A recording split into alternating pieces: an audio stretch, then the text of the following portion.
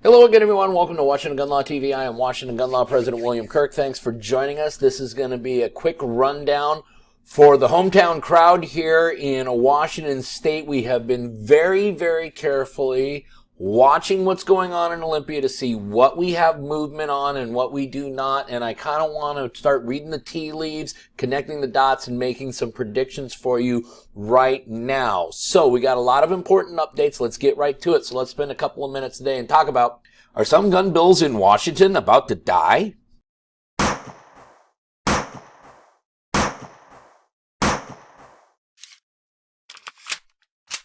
Okay, so before we get going down the road we are going down, proud to announce that this video is being brought to you by Security Gun Club. That's right, Washington's nicest indoor facility is located right here in Woodinville, Washington. Now listen, you've heard me brag about the facility, you've heard me brag about the people, you've heard me brag about the training and education. All of that is still worth bragging about. But this month I got to talk to you about something else, because have you ever thought about maybe diving into the semi-automatic rifle platform? Have you heard maybe that your state might be thinking about, I don't know, banning them this year? Maybe you already own a couple and you thought, well, you know, I've always wanted a few more and now might be the time to do so. Well, if you are one of those, perhaps you should stop by Security Gun Club, where right now they have everything you need from Aero Precision. So whether you're looking for an upper receiver, a complete upper or a stripped upper, whether you're looking for a lower receiver, whether it's complete or stripped, you're looking for parts, you're looking for kits, whatever you want, they got it from Aero Precision. And hey, let's face it,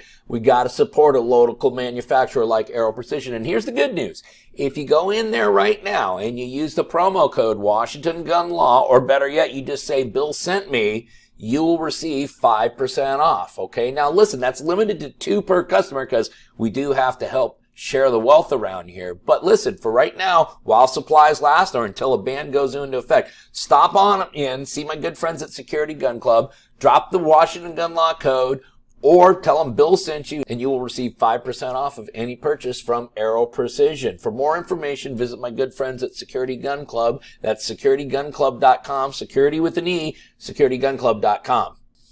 Okay, so we've all been waiting on pins and needles here, trying to figure out what is going to happen. As we know, we are at this very critical juncture in the legislative session where if things don't get to the floor vote in the chamber in which they originated, they have no chance of passing there, therefore no chance of advancing over to the other chamber to be passed there as well. What I had an opportunity to do today is to geek out with a person who really understands politics far better than I have, and that, of course, is none other than Julie Barrett from the Conservative Ladies of Washington. Gonna put a plug in again down there for their Legislative Action Center. Best in the business. You guys have heard me brag about that as well. But what we had an opportunity to do is to kind of do a weather forecast, if you would, on what's happening in Olympia. And it's really based on one thing and one thing only, which is which ones of these bills appear to be getting all of the attention and which ones seem to be exactly situated to where they need to be in order to be advanced to a floor vote. That is, this bill has gone through all the other prerequisites that we would expect the bill to see before now being ready to advance to a floor vote, okay? And we have seen a fervor of activity in some areas, some activity in other areas, and literally no activities in other areas of our concern. So what we're going to do today is we're going to kind of give it to you in the order that we're seeing legislative interest and activity, and the order may actually surprise you.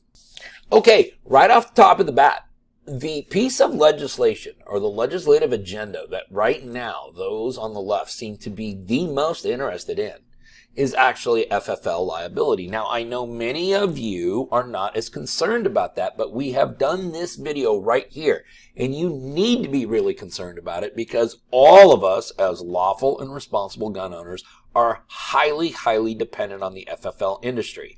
And one of the easiest ways that this state could disarm you, the lawful and responsible gun owner, is to make any of the supplies and equipment that you need to defend your family essentially unavailable to you. Now, the reason we see Senate Bill 5078 as the biggest risk is when we take a look at the legislative action on it right here on the legislative website, we see the following. We see it was pre-filed for introduction on December 20th. It was first read on January 9th and immediately referred to the Law and Justice Committee. On January 17th, there was a public hearing in the Senate Law and Justice Committee.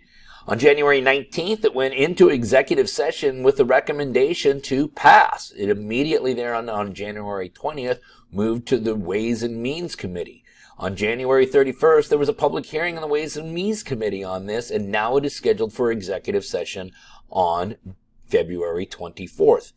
And why is it important that it also went through Ways and Means? Well, because somebody has to make sure that this can be funded, and that is the entire purpose of going through that committee.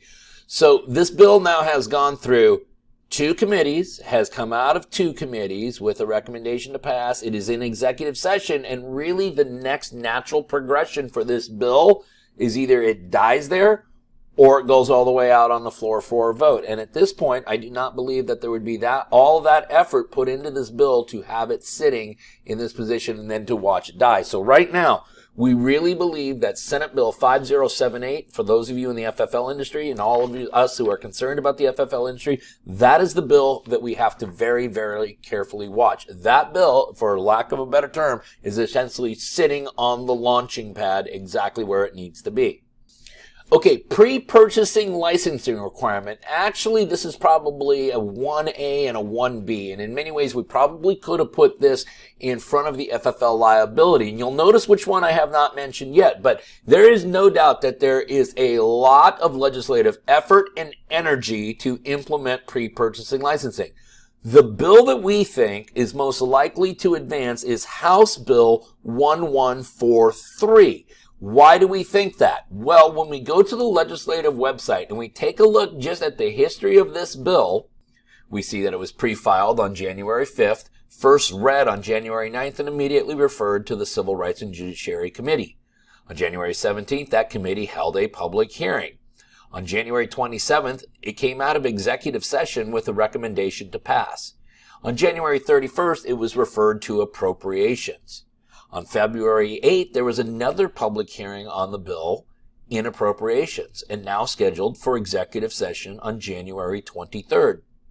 So this bill, just like the one we talked about on the Senate side, 5078, has been through all of the legal and constitutional analysis that theoretically should have occurred, and has gone through appropriations, which if it was over in the Senate would be called Ways and Means. Why? Because they got to figure out, can we fund this, right? Because this is a brand new licensing scheme that the state of Washington would be employing. There'd be a lot of additional costs passed on to law enforcement agencies. Of course, most of those costs will ultimately be passed on to you, the lawful and responsible gun owner. Now, one of the big problems in Oregon, and why this bill still remains enjoined down there, because they passed this through essentially an initiative process. They call it a ballot measure down there in Oregon. And it's been put on hold because even though the law became effective, the state had absolutely no infrastructure in place, nor any clue how they were going to do it. And their bill, by the way, absolutely had zero funding in it as well. Now, the reason we think there's a lot of energy behind this, though, is if we take a look at one of the Senate companion bills, that being Senate Bill 5232, we will see that there was a lot of legislative energy on this bill early on as well. Because when we go to the legislative page and we take a look at the history of the bill, and if you take a look at when it went into Ways and Means and then when it kind of just went dormant then, it's about the same time that 1143 really started picking up the steam. So this bill was almost to the launching pad, but I think what they're seeing now is that the energy is kind of coalescing around House Bill 1143, and that is the bill that is absolutely on the launching pad ready to go, and that's the one we need to pay attention to as far as pre-purchasing licensing requirements. Okay, and then number 3, and this is the one that has most of you freaked out.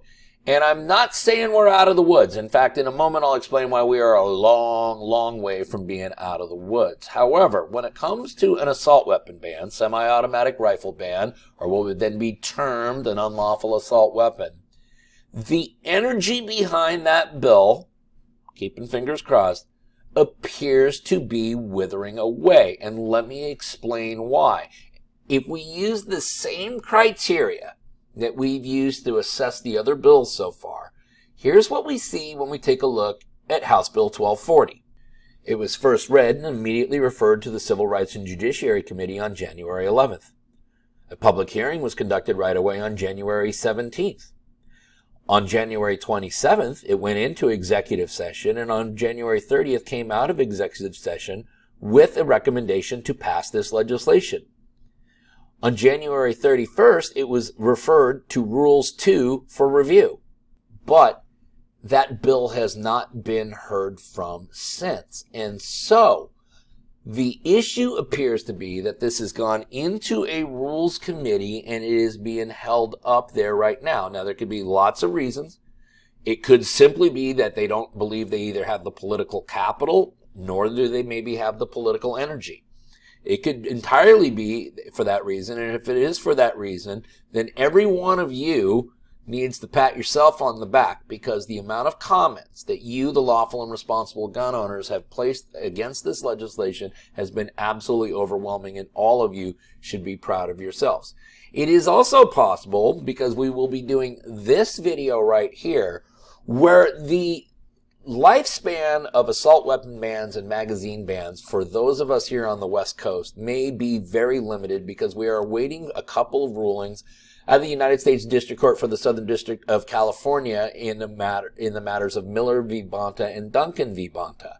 And it is quite possible that the Rules Committee has decided to tap the brakes on this and see what the legal lay of the land looks like, because I do believe it is going to significantly change here in the next few months. So at the current time, as if we record this video today, Thursday, February 22nd, it appears that the assault weapon ban, House Bill 1240, is apparently losing a little bit of steam. Now, I mentioned that even if this is the case, we are a long, long way from being out of the woods. Why is that? Well, let's remember that we are in what's called the 2023-24 legislative session, which means that none of the bills that don't get to floor votes this year necessarily die. What they do is they just go into hibernation until we start the 2024 legislative session. Don't believe me? Go back and look at the history of Engrossed Substitute Senate Bill 5078, introduced in the 2021 legislative session, passed in the 2022 legislative session, now codified as RCW 9.41.370, or the Standard Capacity Magazine Ban. So, right now, if you're trying to read tea leaves, if you're trying to make a prediction, if you're trying to do a weather forecast of what's going to happen in Olympia, and you talk to people who know a lot more about politicking than this guy right here, it appears that most of the energy seems to be circling around FFL liability on Senate Bill 5078 and pre-purchasing licensing requirements on House Bill 1143. The assault weapon ban right now appears to be slowing down a little bit. Obviously, things are subject to change. The minute they do change, we will let you know. If you have any other questions in the meantime about what's going on in Olympia or what's left of your Second Amendment rights, you guys know the drill by now. You can always contact us at WashingtonGunLaw.com, or you can call us directly at 425-765-0487. In the meantime, let's remember, part of being the lawful and responsible gun owner, like we talk about all the time here at Washington Gun Law, is to know what the law is in every situation and how it applies to you in any instance that you may find yourself.